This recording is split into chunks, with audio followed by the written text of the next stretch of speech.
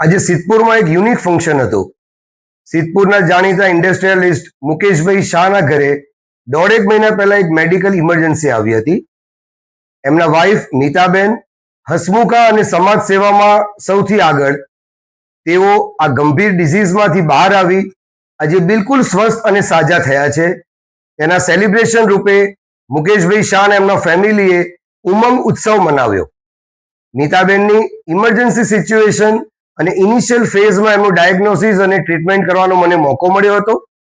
મુકેશભાઈ શાહ પરિવાર તરફથી સિદ્ધપુરની પ્રતિષ્ઠિત વ્યક્તિઓની વચ્ચે મારા કામની સરાહના કરી અને મારું સન્માન કર્યું.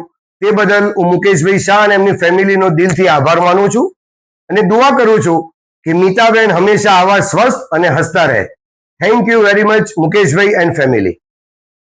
ભાષાની અંદર ગોલ્ડન અવર્સ કહેવામાં આવે છે અને એ ગોલ્ડન અવર્સ એમને ઇનિશિયલી જ્યારે ટ્રીટમેન્ટ મળતી હોય એ વખતે એનું સાચું ડાયગ્નોસિસ કરી અને સાચી દિશા આપવી અને એ કામ કર્યું છે સિદ્ધપુરના અમારા એમડી ફિઝિશિયન્સ ડૉક્ટર અનીસભાઈ મંસૂરી સાહેબ.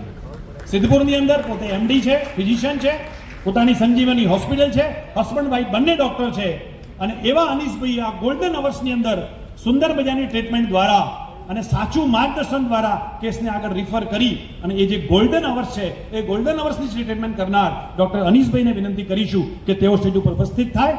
દર્શનભાઈ અને અમીબેનને વિનંતી કરીશું કે ડૉક્ટર અનીસભાઈ મંસૂરીનું આપણી આ સભાની અંદર પુષ્પગુચ્છથી સ્વાગત અને સન્માન કરે. દર્શનભાઈ અને અમીબેન.